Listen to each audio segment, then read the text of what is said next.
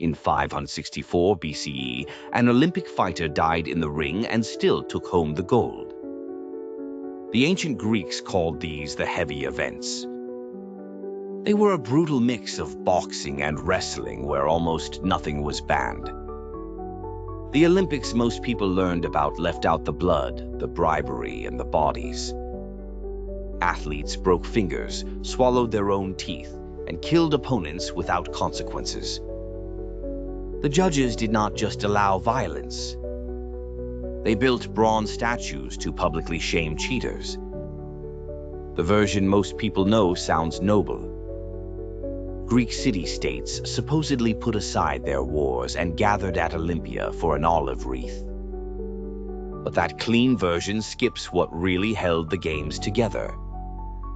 The wars paused because the games were treated as a religious festival. Any city-state that broke the truce risked angering the gods. People believed that punishment could destroy an entire population. No city-state wanted to test that fear. The modern idea that participation matters more than winning would have sounded ridiculous. The ancient mentality was closer to over my dead body. The games continued for more than 1,000 years, from 776 BCE to 393 CE. They focused on dominance, survival, and proving the gods favored your city-state. Second place was not treated as honorable. It was treated as proof that the gods had chosen someone else. So do not picture the ancient Olympics like the modern games. Do not imagine ceremonies, anthems, and speeches about peace. Picture a religious death match, watched as entertainment. Sometimes the losers did not walk away. The foot race was not the most popular event. Pankration took the top spot after it was introduced in 648 BCE. It was boxing and wrestling fused into one brutal contest. The judges banned only 2 techniques. No biting and no eye gouging. Everything else was essentially allowed. Kicking, choking, and breaking bones were standard. The crowd cheered those techniques. People actually died in these events. The most famous case was Arrichion of Phigalia in 564 BCE. He reached the Pankration final and was trapped in a choke from behind. His opponent slowly cut off his air. Arrichion threw himself backward onto his opponent.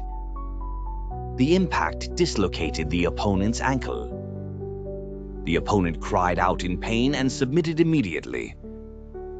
But strangulation killed Arrichion before the match truly ended.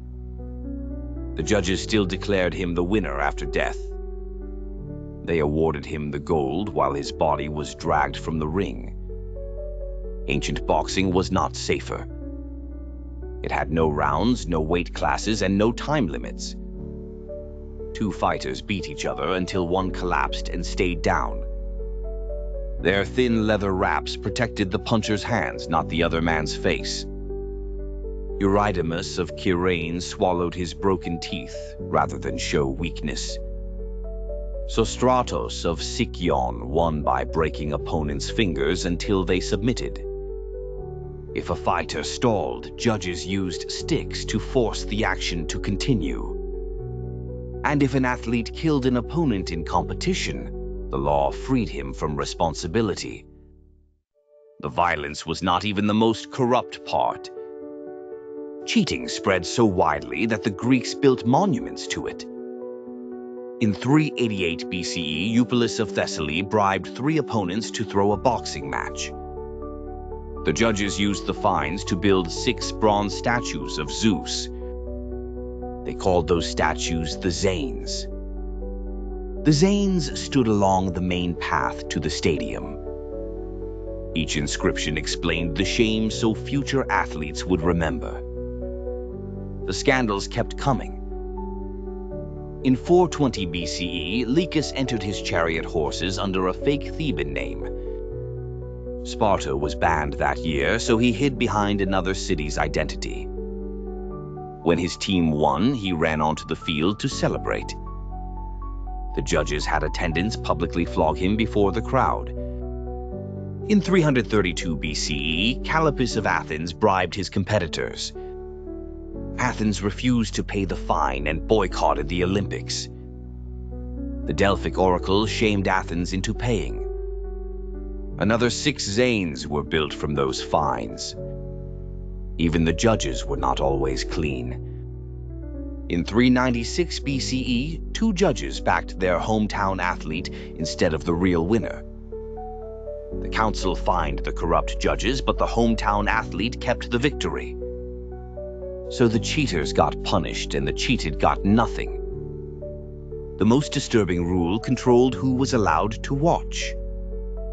Married women were completely banned from the Olympic Games.